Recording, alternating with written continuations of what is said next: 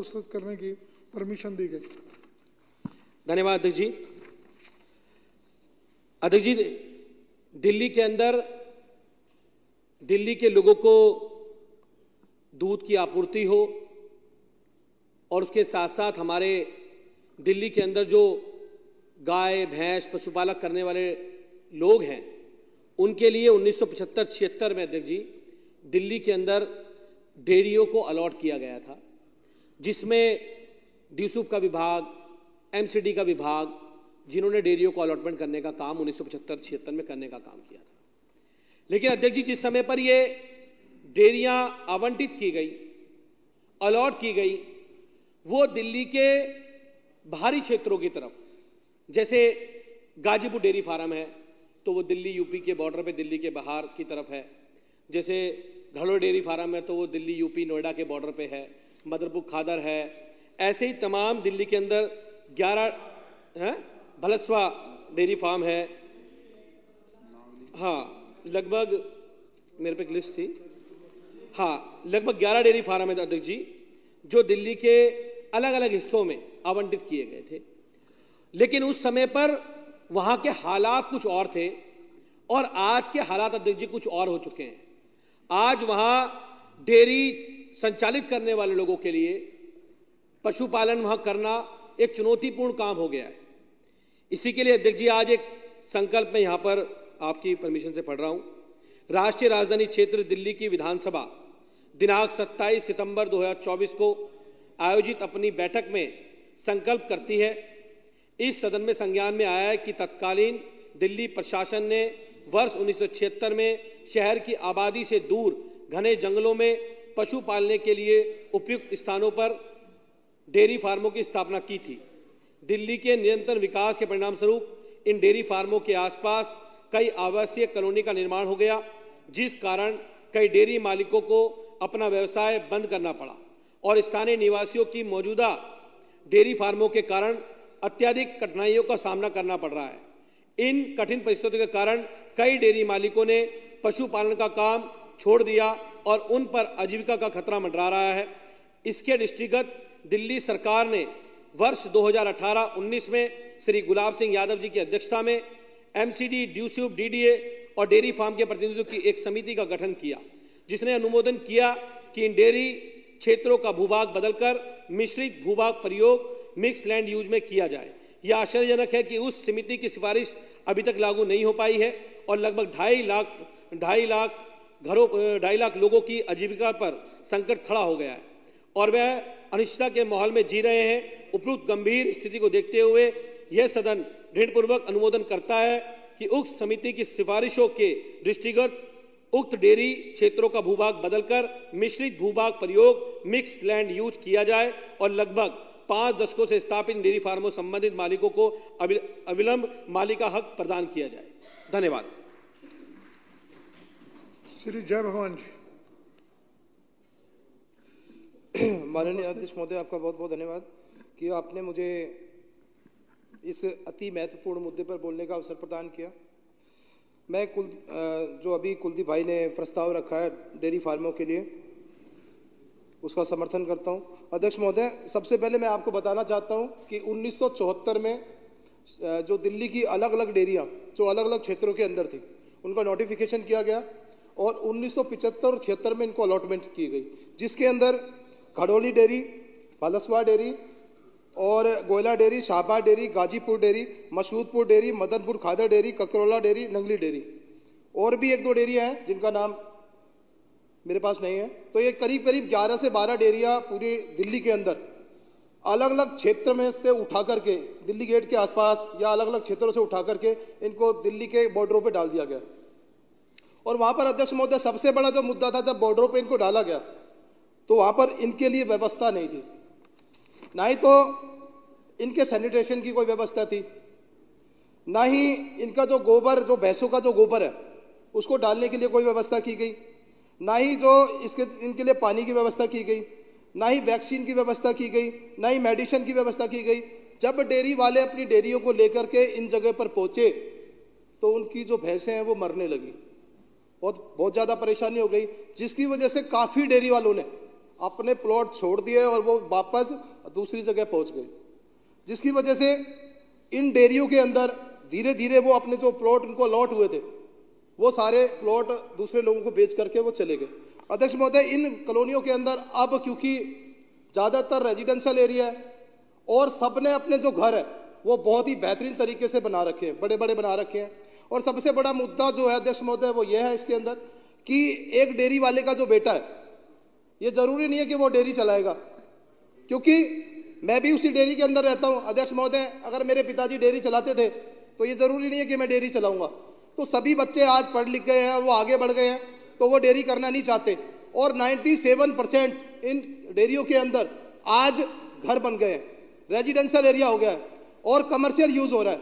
तो अध्यक्ष महोदय, सबसे पहला जो मेरा मुद्दा ये है, क्योंकि अभी माननीय कुलदीप कुमार जी ने बताया कि हमारे गुलाब सिंह जी की अध्यक्षता में 2019 में करीब 6/8/2019 को एक पॉलिसी बनाई गई दिल्ली सरकार की तरफ से, जिसमें हमारी जो कमेटी ने 22/8/2019 और 30/8/2019 को दौरा भी किया सभी कॉलोनियों के अंदर जाकर के, डेयरियों के अंदर। और इस कमेटी की 17/9/2019 को और 24/9/2019 को मीटिंग हुई और मुद्दा तय हुआ कि जो इन डेयरी वालों को इनका जो मालिकाना हक है वो दिया जाए और जो मिक्स लैंड यूज है वो किया जाए, क्योंकि अभी क्या है, वहाँ पर कमर्शियल एक्टिविटीज़ चल रही है, कई चीज़ें हैं, तो वो ये चाहते हैं कि उनको उन डेयरियों का मालिकाना हक दिया जाए सबसे पहले तो, और मिक्स लैंड यूज किया जाए, लैंड यूज चेंज किया जाए। तो अध्यक्ष महोदय, मैं ये बताना चाहता हूँ कि माननीय एलजी साहब ने एक ऑर्डर है, मैंने भी पढ़ा था, इसके अंदर एलजी साहब ने 9/1/2001 को जो मशहूदपुर डेयरी है उसके लिए ऑर्डर किया और उसको रेगुलराइज कर दिया। वो भी डेयरी थी, अब वो रेजिडेंशियल एरिया हो गया है। अभी जैसे कि मैं बात करूं शाहबाद डेयरी की, तो 1976 के अंदर वहाँ पर प्लॉट काटे गए और वो डेयरी वाले वहाँ से चले गए, और जब वहाँ पर चले गए तो 10-12 डेयरियाँ वहाँ पर रह गई, और उसके बाद में वहाँ पर करीब 10-12 डेयरियाँ रहने के बाद में सरकार ने दोबारा से 1986 में शालीमार बाग और केला गोदाम से वहाँ पर जगहों के प्लॉट अलॉटमेंट कर दिए, रेजिडेंशियल एरिया बना दिया उस एरिया को, क्योंकि डेयरियों के बीच बीच में जहाँ जहाँ जगह बची हुई थी वहाँ पर डेयरियों के बीच में रेजिडेंशियल प्लॉट काट दिए। अध्यक्ष महोदय, अब वो जो पूरा एरिया 99% रेजिडेंशियल एरिया है और सभी ने 3-3, 4-4 मंजिल सब ने प्लॉट बना रखे हैं और सब लोग घरों में रहते हैं, बच्चे पढ़ लिख गए हैं। सब लोग चाहते हैं कि अब जो उनका जो एरिया है उनको मालिकाना हक दे दिया जाए और ये जो प्लॉट है इनको रेगुलाइज कर दिया जाए, क्योंकि अगर व्यवस्था होती पहले से तो यहाँ पर डेयरी फार्म चलते हैं। अब क्योंकि वहाँ पर डेयरी यहाँ है भी नहीं, क्योंकि डेयरियाँ भी बहुत कम हो गई हैं और डेयरियाँ कोई करना भी नहीं चाहता अब। और क्योंकि अभी लास्ट टाइम मैं एक जगह गया था, वहाँ पर कमिश्नर के पास, कंक्लूड ही कर रहा हूँ। तो क्योंकि जो डेयरी फार्म अपनी स्वेच्छा से अगर वो शिफ्ट करना चाहता है घोघा डेयरी में तो वो शिफ्ट कर सकता है, और जो लोग रेजिडेंशियल एरिया में रहना चाहते हैं तो उनको मालिकाना हक दिया जाए। और मैं जो कुलदीप भाई ने जो ये प्रस्ताव लेकर आए डेयरी वासियों के लिए, इसका समर्थन करता हूँ, पुरजोर समर्थन करता हूँ कि इन सभी एरिया को मालिकाना हक दिया जाए और इनको जो लैंड यूज है वो चेंज किया जाए, मिक्स लैंड यूज दिया जाए। धन्यवाद। श्री नरेश यादव जी। भाई ये ऊपर बैठे हैं, कोई भी ताली नहीं बजाएगा, मुझे तालियों की आवाज आ रही है ऊपर से। सूचना देना, पलसवा डेयरी में नरेश जी, आंदोलन इसको लेके हुआ था, तो एमसीडी में हम प्रस्ताव लेके आए और एमसीडी ने इसको पास करके भेज दिया है कि इन लोगों को वहीं रहने दिया जाए और इसका लैंड यूज चेंज कर दिया जाए। चलिए। हाँ, धन्यवाद अध्यक्ष जी, जो आपने मुझे दिल्ली की डेयरियों के बारे में बोलने का मौका दिया। अध्यक्ष जी, माननीय गोपाल राय जी ने जो 2018-19 में कमेटी बनाई थी श्री गुलाब सिंह जी की अध्यक्षता में, उसमें मैं भी एक मेंबर था और मुझे भी इन सभी डेयरियों में जाने का मौका मिला। हमने जब डेयरियों का विजिट किया तो वहाँ पर देखा कि जो डेयरियाँ हैं अब हकीकत में वहाँ डेयरियाँ नहीं हैं और रेजिडेंशियल कॉलोनीज़ बन चुकी है। लगभग 70-80% तक वहाँ बिल्टअप मकान बन चुके हैं। तब हम इसके तह में गए और हमने पूछा कि ऐसा क्यों हुआ, क्योंकि सरकार ने तो ये डेयरियाँ दी थी, ये अध्यक्ष जी, ये डीडीए ने अलॉट करके ये डेयरियां दी थी। ये जितनी भी 11 की 11 डेयरियों की बात चल रही है, ये इनक्रोचर्स नहीं है, इन्होंने अपनी मर्जी से वो ज़मीन नहीं ली, इनको डीडीए ने लैंड अलॉट की थी और केवल उन्हीं जो डेयरीज इनको दी है उसी पर इन लोगों ने मकान बनाए। और कुछ जो डेयरियाँ उसमें अभी भी भैंस वगैरह रखते हैं लोग। कई लोगों ने ऐसा भी किया कि ग्राउंड फ्लोर पे भैंस है और ऊपर मल्टी स्टोरी बना के मकान बना लिया और कुछ किराए पे दिया। तो अध्यक्ष जी, मैं आपको इसका जो मेन रीजंस थे वो मैं आपको बताना चाहता हूँ। जब हमने पूरा सभी डेयरियों में, अलग अलग डेयरियों में विजिट किया, मेरे यहाँ पर भी मसूदपुर डेयरी है जो डूसीब के अंडर है, मदनपुर, खादर, गाजीपुर, कई डेयरियों में मैं भी गया। तो अध्यक्ष जी, यहाँ पर जो डिपार्टमेंट्स ने, एमसीडी ने, डूसीब ने जो सुविधाएं देनी थी, जैसे वेस्ट डिस्पोजल नहीं होता था, चारों तरफ गोबर फैला हुआ है, और इसके अलावा पानी की कोई सुविधा नहीं थी। मसूदपुर डेयरी में जब मैं 2015 में विधायक बन के आया, एक बूंद पानी भी किसी भी सरकारी डिपार्टमेंट से नहीं आता था। वहाँ हालात ऐसे थे कि डेयरी चलाना बहुत मुश्किल था। और ये जितने भी डेयरी के ओनर्स थे, इन्होंने मजबूरी में इन डेयरियों को कन्वर्ट कर लिया एक तरह से मकान में, रेजिडेंशियल एरिया में, या थोड़ा सा कुछ किसी ने कोई काम भी अपना स्टार्ट कर दिया उसी डेयरी के स्पेस के अंदर। तो ये ओवरऑल जब हम लोगों ने सबने माननीय मंत्री गोपाल राय जी के साथ में डिस्कशन किया और सारी रिपोर्ट पेश की, कमेटी ने पूरी रिपोर्ट पेश की, तो और ये जो पॉलिसी बनी थी, कमेटी को कॉन्स्टिट्यूट किया गया 6/8/2019 में अध्यक्ष जी, और कमेटी ने जो अपनी रिपोर्ट दी वो दी थी 14 अक्टूबर 2019 में, और ये सारे रीजन्स उसमें मेंशन किए गए। और हमने लास्ट फाइनल कंक्लूजन ये निकाला कि इन सभी 11 की 11 डेयरियों को मिक्स लैंड यूज में कन्वर्ट कर दिया जाए, जिससे कि ये लोग अपनी आजीविका भी चला सकें और वहाँ पर अपने परिवार के साथ रह भी सकें, और अगर एक्स्ट्रा स्पेस है तो उसको किराए पे दे के अपना गुजारा बसर कर सकें। ये एक फाइनल कंक्लूजन था इस पॉलिसी का, और आज जो ये प्रपोजल रखा गया है ये उसी पॉलिसी से संबंधित रखा गया है जो कुलदीप भाई ने रखा है। मैं इसका पूरी तरह से समर्थन करता हूँ। इसमें 2 डिमांड है अध्यक्ष जी, एक तो मिक्स लैंड यूज इन सभी को दे दिया जाए, दूसरा इनको ओनरशिप दे दिया जाए। आज भी डीडीए ने इनको लीज पे, लाइसेंस पे रखा हुआ है, और वो लाइसेंस और लीज में ये लोग अटके हुए हैं। तरह तरह के इनके ऊपर टैक्सेस लगाए जाते हैं।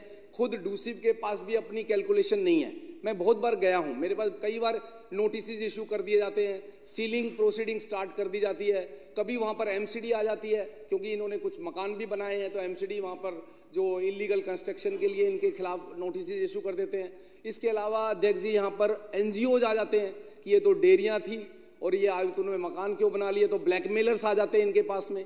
लेकिन मैं आज फिर इस सदन में कह रहा हूँ, और मेरे ख्याल से जो हमारे अपोजिशन के बीजेपी के लोग हैं वो भी सहमत होंगे, ये इंक्रोचर्स नहीं है, इन्होंने कोई सरकारी ज़मीन पे कब्जा नहीं किया, ये अलॉटीज़ हैं। और अलॉटीज़ ने जो सुविधाएं नहीं मिलने के कारण इन्होंने अपना लैंड यूज चेंज कर लिया। 80-90% लैंड यूज चेंज हो चुका है, और आज की जो स्थिति है उसमें केवल एक ही इसका हल निकलता है कि इनको मिक्स लैंड यूज का एक रेजिडेंशियल या कॉमर्शियल में इनको एक ऑफर दिया जाए, जिसमें जो भी रूल रेगुलेशंस के हिसाब से चार्जेज हैं वो चार्जेस लिए जाएं, और जो लीज और लाइसेंस है उसको समाप्त करके इनको ओनरशिप दी जाए। ये मेरी डिमांड है, और इस संकल्प को मैं समर्थन करता हूं। और माननीय मंत्री जी का भी मैं धन्यवाद करता हूं, गोपाल राय जी का, उन्होंने लगातार इस विषय में खूब मीटिंग्स की है। सारे डेयरी जो प्रतिनिधि है वहाँ पर आते थे, संतराम जी थे हमारे यहाँ से, सुशील जी, अमरजीत जी, ये सभी लोग आए हैं। और साथ में इसमें जो हमने लीगल के लिए सोमनाथ भारती जी हमेशा हमारे साथ मीटिंग में आए, इनका भी मैं धन्यवाद करता हूँ। और ये सारी पॉलिसी बनी, कमेटी ने पॉलिसी दी, उसके बाद में ये संकल्प आया, और मैं उम्मीद कर रहा हूँ कि ये आगे जाके पॉलिसी नोटिफाइड भी होगी और इनको ये मालिकाना हक मिलेगा और मिक्स लैंड यूज में ये इनका लैंड यूज चेंज होगा। बहुत बहुत शुक्रिया, धन्यवाद अध्यक्ष जी जो आपने मुझे बोलने का मौका दिया। सही राम जी, देखिए इसमें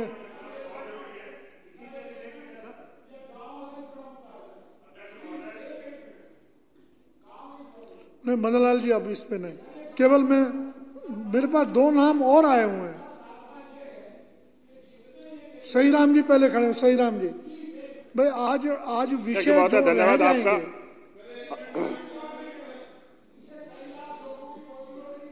भाई मदन जी अभी एक सेकंड, सही राम जी खड़े हुए हैं ना। सही राम जी 1 मिनट में बात पूरी करिए प्लीज। अध्यक्ष महोदय, आप अंदाजा लगाओ कि आज से 48 साल पहले इन डेयरी वालों को वहां बसाया गया था, अलग अलग जगह कि दिल्ली से गाय भैंस बाहर की जाए। 48 साल पहले इनका परिवार कितना था जिनको अलॉटेड हुई, और आज इनका परिवार कितना बड़ा हो गया होगा 48 साल में। 48 साल में इनका परिवार भी बढ़ा, परिवार के साथ साथ इनके पशु भी बड़े होंगे। और 48 साल के बाद आपकी जानकारी में आया होगा भी, जैसा अजय भाई ने बताया, इनके यहाँ भी एमसीडी और डूशुप के लोग सीलिंग करने गए, वहाँ भारी हंगामा हुआ, उनको बैरिक वापस करना होना पड़ा। इसी तरह से कुछ दिन पहले मधुपुर डेयरी फार्म में भी, मधुपुर खादर की डेयरी फार्म में भी कुछ डेयरियां सील की गई।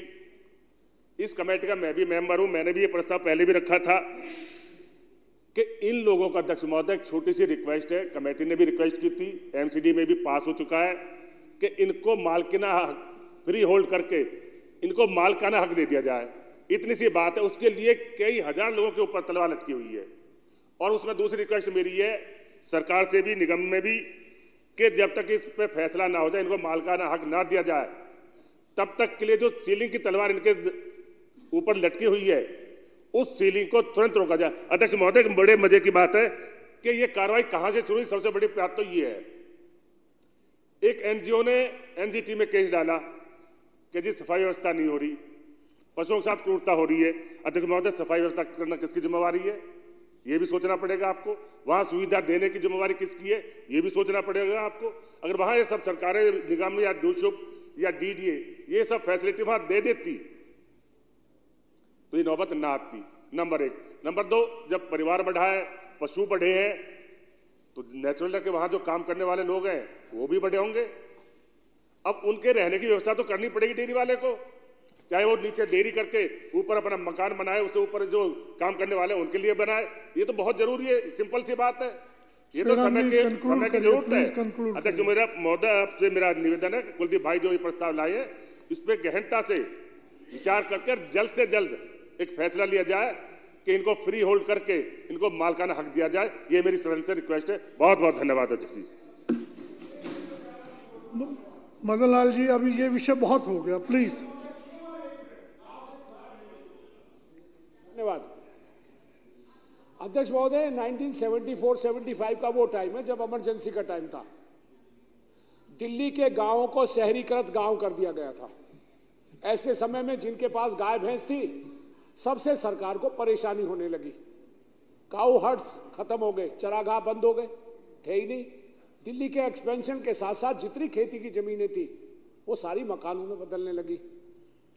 दिल्ली में एशियाड 82 होना था। 82 में सरकार पॉलिसी बना रही थी कि कैसे हम विदेशी लोगों के सामने दिल्ली को प्रेजेंट करेंगे। तो दिल्ली सरकार ने, तत्कालीन दिल्ली सरकार ने, जो कांग्रेस की थी, और उस समय BR टमटा कमिश्नर हुआ करते थे एमसीडी के, उन लोगों ने घर घर जाके लोगों की गाय भैंस को जबरदस्ती छीना और चराह गांव में भेज दिया। लोगों ने शोर मचाया, तब इन्होंने ये डेयरी फार्म अलॉट करने शुरू किए। इसके पीछे सबसे बड़ा तर्क यही था कि दिल्ली के जहां जहां डेयरियां हैं लोगों के पास, उनके पास सफिशिएंट जगह नहीं है, सिविक एमिनिटीज नहीं है, सिविक सर्विसेज, लिहाजा इनको कहीं एक और जगह कंसोलिडेट कर दिया जाए। इसलिए ये 10-11 जो दिल्ली में डेयरी फार्म बने, उसके पीछे केवल एक वही तर्क था। पर सरकार ने वो बनाई तो सही, पर उसके साथ साथ उन लोगों को वो मूलभूत सुविधाएं जो वहां दी जानी चाहिए थी, क्योंकि केवल जानवर शिफ्ट नहीं होने थे, लोग भी शिफ्ट होने थे, उन लोगों को रहने के लिए साधन देना चाहिए था। क्योंकि आनन फानन में बिना किसी सोचे समझे, केवल दिल्ली को क्लीन करने की नीयत से, सत्ता उस समय बड़ी ताकतवर थी, इमरजेंसी का टाइम था, उस कारण से जितने भी लोग थे गांव के, इन सबको विस्थापित किया गया और वहां जगह अलॉट की गई। समय चेंज हो रहा है, दिल्ली में लोगों की तादाद बढ़ रही है, चरागाह खत्म हो चुके हैं, लोगों को जानवरों के लिए साधन नहीं मिलता उनको खिलाने का, तो लोग क्या करेंगे? अपने बच्चों को पालने के लिए गाय भैंस भी रखेंगे और अपने परिवार को भी वहीं रखेंगे। अब लोगों ने वहां मकान बनाने शुरू कर दिए, यही प्रॉब्लम हो गई। जितने करप्ट ऑफिसर्स हैं उनको लगता है अब ये लूटने का समय आ गया है, तो कोई ना कोई ऑफिसर कोई ना कोई बहाना लेके वहां पहुंच जाता है, उनको डर दिखाता है, उनको भय दिखाता है, सीलिंग का डर दिखाते हैं। यही कारण है कि आज पूरी दिल्ली में हाहाकार मचा हुआ है। सर, वो हमारे लोग हैं, दिल्ली के लोग हैं, दिल्ली की सरकार का हिस्सा है, इसे हमको उनकी सुननी चाहिए और उनकी मदद करने के लिए हमको एक पॉलिसी बनानी चाहिए कि वो लोग जहां रहते हैं, आज उन्होंने अपना गांव छोड़ा, अपना घर बार छोड़ा, अपनी पैतृक जगह छोड़ी, वहां जाके बसे जंगलों में। मदन जी 2 मिनट हो गए। सर, मैं आपका धन्यवाद करता हूं। उन लोगों की आज की हालत को देखते हुए और उस समय की हालत को देखते हुए सरकार को सहानुभूतिपूर्वक सोचकर उनके लिए न केवल वहीं स्थापित करने की पूरी सुविधा दी जानी चाहिए, बल्कि उनको वो परमानेंट रेजिडेंट के रूप में उनको विस्थापित करना चाहिए वहीं। मैं कुलदीप जी के इस प्रपोजल का स्वागत करता हूं और उनका धन्यवाद करता हूं कि उन्होंने दिल्ली के लोगों के लिए बहुत एक बर्निंग टॉपिक है, आज हमको उनकी मदद के लिए खड़ा होना चाहिए। मैं उनका समर्थन करता हूं और आपका विशेष रूप से धन्यवाद देता हूं कि आपने मुझे बोलने का मौका दिया। श्री विजेंद्र गुप्ता जी। आदरणीय अध्यक्ष जी, दिल्ली की डेयरी कॉलोनी में एमसीडी वहां पर जाकर जिस तरह से कार्रवाई कर रही है, जिस तरह का पैनिक हो रहा है, जिस तरह का आतंक है, मैं इस प्रस्ताव में एक संशोधन इस सदन के समक्ष पेश करना चाहता हूं कि डेयरी फार्मों पे जो कार्रवाई की जा रही है, जो तलवार लटकाई गई है, जो सीलिंग की जा रही है, जो डिमोलिशन किया जा रहा है, उस पर तुरंत रोक लगाई जाए। सबसे पहले तो उनको रिलीज देना है कि जो कार्रवाई हो रही है जिससे हाहाकार मचा हुआ है, और कार्रवाई करते वक्त एजेंसीज का भाई उनको बोल लेने दीजिए। बोल एक मिनट मैं आपकी बात को ही बढ़ा रहा हूं आगे। जो सही राम जी ने कहा बिल्कुल ठीक कहा। मामला ये अदालत से चला है। एजेंसीज को भी मैं यही कहूंगा कि वो भी कहीं ना कहीं बंद गई हैं और हाई कोर्ट के फैसले, एनजीटी के फैसले के कारण ये स्थिति उत्पन्न हो रही है। हमें इस कार्रवाई को तुरंत रोकना चाहिए। ये सदन सर्वसम्मति से ये पारित करे और उसके बाद इसमें जो सबसे बड़ी जरूरत है वो ये है कि मालिकाना हक तो दिया ही जाए, इसके साथ साथ इसका लैंड यूज भी चेंज किया जाए। जब तक लैंड यूज चेंज नहीं होगा, जब तक मालिकाना हक नहीं मिलेगा, और उससे पहले ये तोड़फोड़ की कार्रवाई को तुरंत रोक लगाई जाए। इसमें एमसीडी कोर्ट के सामने ये प्ली ले और दिल्ली सरकार से भी हमारी मांग है कि इसमें इंटरवीन करे और इंटरवीन करके एनजीटी में पार्टी बने और असेंबली का पक्ष वहां पर रखा जाए और फिर उसके बाद इसकी तमाम सबसे पहली जरूरत है वहां पर होने वाली कार्रवाई को तुरंत रोका जाए, वरना कार्रवाई चलती जाएगी, लोग परेशान होते रहेंगे, लोग तबाह होते रहेंगे और निष्कर्ष कुछ निकल नहीं पाएगा। तो अभी जो आग लगी है उसको तुरंत रोकना चाहिए, उसको बुझाने की जरूरत है और उसमें ये संशोधन करके हम इस प्रस्ताव के पक्ष में हैं। श्री सोमनाथ जी। महोदय, आपने मुझे इस ज्वलंत मुद्दे बोलने का मौका दिया, आपका बहुत बहुत धन्यवाद। इस पे एक मत जो बन के निकल रहा है हाउस से कि विपक्ष और पक्ष दोनों चाहता है कि इस डेयरी के मुद्दे पे जो डेयरी के लोग हैं इनके साथ न्याय हो, और मैं इस बात को सदन के पटल पर रखना चाहता हूं आपके माध्यम से कि जिस प्रकार से केजरीवाल सरकार ने गोपाल राय जी के मार्फत कई मीटिंग्स ली, एक नहीं कई मीटिंग्स ली, और उन हर मीटिंग में जो फैसले लिए गए, क्योंकि ये दूसरा उदाहरण है कि tyranny of the selected versus elected का, मैं बड़े विनम्रता के साथ इस बात को रखना चाहता हूं कि माननीय गोपाल राय जी ने डेयरी वालों के साथ होने के लिए जिन जिन बातों का संकल्प लिया, जिन जिन बातों का फैसला लिया, इन बातों को अधिकारियों ने उस प्रकार से कोर्ट के सामने पेश नहीं किया। मैं कोर्ट में ही था। इस बात का मुझे दुख है कि सरकार हमारी लगातार डेयरी वालों के साथ काम कर रही है, उनके साथ न्याय करना चाहती है। 2019 का जो फैसला है उसको जैसे उसमें हर स्टेप्स दिखाए गए उसके साथ वो काम करना चाहती है, लेकिन अधिकारियों ने अपने मनमर्जी से गोपाल राय जी के आदेश को जैसा उन्होंने कहा वैसा उन्होंने कोर्ट में नहीं रखा, और यहां तक कि उन्होंने कभी तो उल्टा ही रखा। मैं जानना चाहता हूं विजेंद्र गुप्ता जी से कि अधिकारियों की ताकत कहां से मिलती है कि इलेक्टेड गवर्नमेंट के फैसले को उस प्रकार से बिल्कुल कभी कभी विरोधाभास में हम कुछ कह रहे हैं, वो कुछ कह रहे हैं। मैं कोर्ट में ही था। अध्यक्ष महोदय, मुझे लगता है कि उन अधिकारियों ने जिन्होंने सरकार के आदेशों के अवहेलना की, उनके खिलाफ एक्शन लिया जाना चाहिए। मैं चाहता हूं कि एलजी साहब तक ये बात पहुंचाए विजेंद्र गुप्ता जी कि जिन अधिकारियों ने डेयरी वालों के विरोध में, सरकार की इच्छा के विरोध में के बावजूद उन्होंने वहां पे बातें रखी, उनके खिलाफ एक्शन होना चाहिए। दूसरा, एक तरफ तो पीएम उदय जैसी योजना ला करके मतलब एकड़ों में जमीनें फालतू में दी जा रही हैं उन लोगों को जिनके ऑलरेडी जमीन है, और इस तरफ डेयरी वाले जो कई दशकों से बैठे हुए हैं, जो डेयरी का बिजनेस नहीं कर पा रहे हैं, उनको उजाड़ने की तैयारी चल रही है। तो मैं चाहता हूं कि डेयरी वालों को जहां जैसे वो बसे हुए हैं, मकान बन गया, दुकान बन गया, जो बन गया, उनको मालिकाना हक और चेंज ऑफ लैंड यूज तुरंत किया जाए, उनके साथ जाति ना हो। ये मैं आपके माध्यम से कहना चाह रहा था। तीसरा, बातें चल रही हैं कि जी गाय का दूध मिलना चाहिए, भैंस का दूध मिलना चाहिए। अरे भाई, उनको जो सुविधाएं मिलनी चाहिए थी, चाहे वो गोबर गैस प्लांट हो, चाहे उनके सीवर की व्यवस्था हो, पानी की व्यवस्था हो, वहां अधिकारियों ने उनका साथ नहीं दिया, इस कारण से उनकी स्थिति बनी।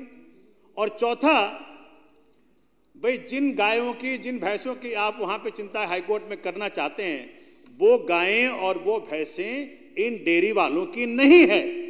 मैं ऑन रिकॉर्ड कहना चाहता हूं, डेयरी वालों ने अपने गायों की और भैंसों की पूरी चिंता की है। वो गार्बेज नहीं खा रहे, जो कूड़ा खा रहे हैं वो उनकी नहीं है, मैं दावे के साथ कहना चाहता हूं। इसलिए आवारा पशुओं के साथ डेयरी वालों को ना जोड़ा जाए और उनके किए का इनको पनिशमेंट ना दिया जाए। धन्यवाद।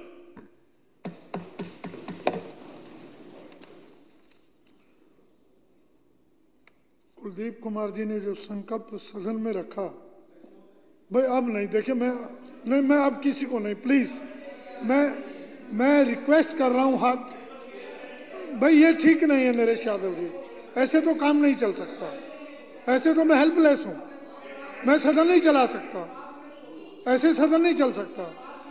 कोई नाम मेरे पास, कोई तो तरीका होगा, नाम आएंगे मेरे पास, ऐसे तो नहीं। जो सदस्य, प्लीज मैं रिक्वेस्ट कर रहा हूं, बैठिए।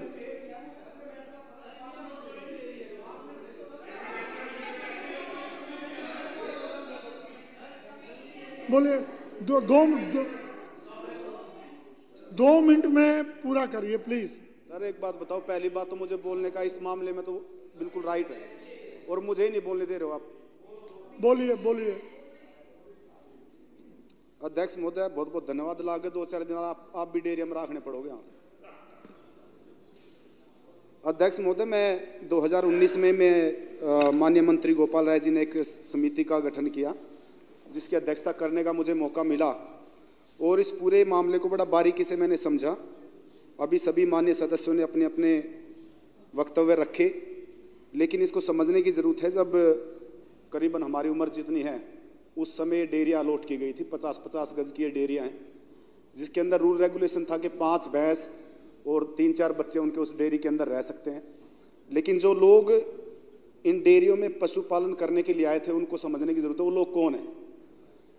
कोई बिल्कुल संपन्न परिवार से तो आए नहीं वो लोग, वो सब नीडी लोग थे। सबका पशुपालन का लंबा अनुभव था, ग्रामीण क्षेत्र से आए थे, कोई हरियाणा से आया था, कोई उत्तर प्रदेश के अलग अलग राज्यों से आए थे और उन्होंने आके दिल्ली के अंदर ये डेयरियाँ खोली। और जब ये डेयरियाँ खुली तो मैं अपने यहाँ की बात करता हूँ और दिल्ली के सारी डेयरियों की बात करूँ जिसमें 11 डेयरियाँ, जिसमें 3 डूसीब और 8 डेयरी जो है एमसीडी की है। मेरे यहाँ पे Nangli dairy, Goyla dairy, Kakrola dairy है। और मैं, आप तो हमारे पिता तुल्य हैं और आपने सब कुछ देखा है, कभी वहाँ पे खेत हुआ करते थे। जब इन डेयरी के जो पशु हैं वो खेतों में चरने के लिए जाते थे, पशुपालन के लिए वहाँ पे ज़मीनें थी, गाय चराने के लिए, भैंसें चराने के लिए ज़मीनें हुआ तो करती थी और सैकड़ों एकड़ में हुआ करती थी। तो इवन ये हालत थी कि एक समय का अगर उनको खाना दाना ना दिया जाए तब भी काम चलेगा, क्योंकि वो चर के आते थे खेतों के अंदर। स्थिति ऐसे पलटी कि धीरे धीरे धीरे धीरे उन डेयरियों के आसपास में बहुत सारे अनऑथराइज कॉलोनियाँ कटी, जिसको फिर बाद में दिल्ली सरकार ने 1739 कॉलोनियों की लिस्ट में डाल दिया और वहाँ पे डेवलपमेंट के काम हुए, सीवर लाइन, पानी की लाइन, तमाम काम। लेकिन अब वो डेयरी उनके बीच में आ गई। उन डेयरी से निकलने वाले जो नाले हैं वो गोबर से भरे हैं। क्यों भरे हैं? क्योंकि अभी तो एमसीडी के अंदर पौने 2 साल से आम आदमी पार्टी की सरकार है। गत पिछले 15-20 वर्षों से भारतीय जनता पार्टी की सरकार थी। मैं चुनौती देता हूं किसी एक डेयरी में, गुप्ता जी पहले सुन लीजिए, पहले जो मैं विजेंद्र जी मुझसे बात करिए आप, गुप्ता जी मैं बारीकी से सुनिए, बारीकी से अध्ययन करके बात बोल रहा हूँ, बड़ी परेशानी है, बारीकी से अध्ययन करके बात बोल रहा हूँ कि अगर आपने गोबर गैस प्लांट ठीक से बना दिए होते तो शायद इस सदन पे आज ये चर्चा नहीं होती। नंबर 1। नंबर दो 8 डेयरी एमसीडी की जमीन पे चल रही है। एमसीडी को मैं आपको रिटर्न में दे सकता। एमसीडी को दिल्ली जल बोर्ड ने बार बार डेफिशिएंसी भेजी कि भैया हमें आप पैसा दे दीजिए। आज डेयरी के लोग जो हैं वो पानी कहाँ से ले रहे हैं? बेचारों ने मजबूरी में समरसीबल कर रखा है। तीसरे दिन एसडीएम पहुंच जाता वहां पे सील करने के लिए, एमसीडी पहुंच जाती सील करने के लिए। क्यों? अगर वो आज समरसीबल बंद कर दे तो पशु पानी कहां से पिएंगे? मैं आपसे पूछना चाह रहा हूं, सच्चाई है कि नहीं है? तो डेफिशिएंसी निकाली के एमसीडी वाले भाई पैसे दे दो। भाजपा की सरकार थी, एक सिंगल पैसा एमसीडी ने दिल्ली जल बोर्ड को पानी की लाइन डालने के लिए नहीं दिया गया, इसलिए नौबत आके खड़ी हुई। धीरे धीरे करके दूसरा इनके ऊपर जो बिजली का बिल आ रहा है, कॉमर्शियल आ रहा है, हमने इस कमेटी ने यह भी रिकमेंड किया था कि इनको एग्रीकल्चर का रेट दिया जाए। एग्रीकल्चर के बिल इनके आने चाहिए। भैया कमर्शियल कहां से दे देंगे? एक भैंस क्या कमा के देती है एक पशुपालन अगर आप करोगे तो ये तमाम सुनिए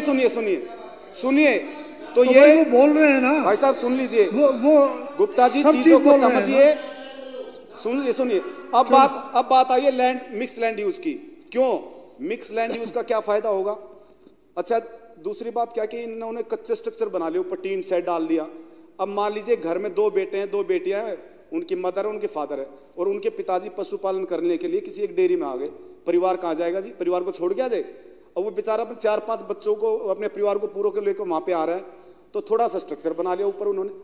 फिर वो लोग जो उनके साथ में मदद करते हैं, मजदूर जो हैं, जो सुबह भूसा उनको खिलाते हैं, गोबर को उठाते हैं, तो वो कहाँ जाए? तो उन्होंने दूसरी मंजिल बना ली, डेमोलेशन हुआ। तो सारी स्थिति कहानी यहाँ से निकल के आती है कि वो लोग थक गए, परेशान हो गए। इवन कई सारी कॉलोनियों में डेयरी वालों को पशुओं के साथ इतनी हीन भावना से देखने लग गए कि हमारे पास आते लोग शिकायत लेके कि यार इन डेयरी वालों को भगाओ यहाँ से। अरे भाई साहब, दूध तो आप वहीं से लेते हो, भगाओ इनको, डेयरी वालों को। तो हालात ये इसलिए हुए कि ना गोबर गैस प्लांट बना, ना पानी की लाइनें डाली गई, ना वहाँ पे एग्रीकल्चर उनके ऊपर रेट लगाए बिजली के। इसलिए ये जो मिक्स लैंड यूज की बात हम कर रहे हैं, इसलिए कर रहे हैं कि बिना पोल्यूशन वाला, बिना प्रदूषण वाले छोटे उद्योग वो वहाँ पे खोल सके, उनकी जीवन याचिका वहाँ से चल सके और वहाँ पे अपना कमर्शियल रेजिडेंस बना सके और उनको मालिकाना हक दिया जाना चाहिए। ठीक वैसे ही जैसे 74/4 की जमीनों की हालत आज दिल्ली के अंदर है। आज 74/4 की जमीनों का 99 साल का पट्टा हुआ था, कुछ लोगों को भूमि दर का राइट मिल गया, कुछ को नहीं मिला, वो धक्के खाते घूम रहे। ठीक ही ऐसा इनके साथ हो रहा है। इसलिए मिक्स लैंड यूज इनका आप ये प्रपोजल लेके आए और सदन ये प्रस्ताव पास करके भेजे। कुलदीप भाई जो संकल्प लेके आते हैं, मैं उसका पूरा समर्थन करता हूं और इनको मालिकाना हक दिया जाए। लेकिन मिक्स लैंड यूज का सदन आज ये प्रस्ताव पास करके भेजे। अभी आपने कहा कि ऊपर तालियां मत बजाइए सर, ये उनकी पीड़ा है। ये सारे डेयरी वाले बैठे सर अब आज ऊपर, क्योंकि हम कई वर्षों से इनके साथ में टच में, सारे विधायक साथी। मैं इन 2.5 लाख लोगों को आश्वस्त कर रहा हूं इस सदन के माध्यम से कि ये मिक्स लैंड यूज, सुनिए Gupta ji, land use change करने का अधिकार, लैंड यूज चेंज करने का अधिकार भी दिल्ली के उपराज्यपाल महोदय के पास है। मुझे पूरा भरोसा है कि सदन जब ये प्रस्ताव पास करके भेजेगा तो ये पूरी जिम्मेवारी आपकी बनती है कि उस लैंड यूज को चेंज कराने की जिम्मेवारी आपकी है, वरना इसके पाप के भोगी आप होंगे और कोई नहीं होगा। बहुत बहुत शुक्रिया, धन्यवाद।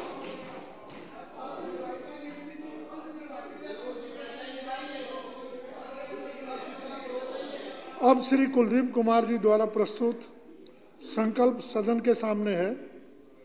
जो इसके पक्ष में हाँ कहें, जो इसके विरोध में वो ना कहें। हाँ पक्ष जीता, हाँ पक्ष जीता। संकल्प स्वीकार हुआ।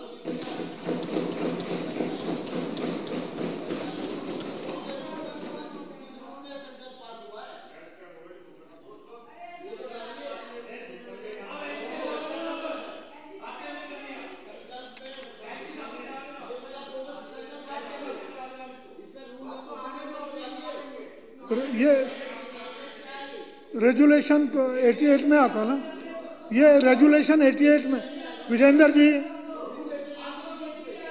रेजुलेशन 88 में आता है। वो गलती रह गई होगी, 88 में आता है। हाँ 88 में, 89 है।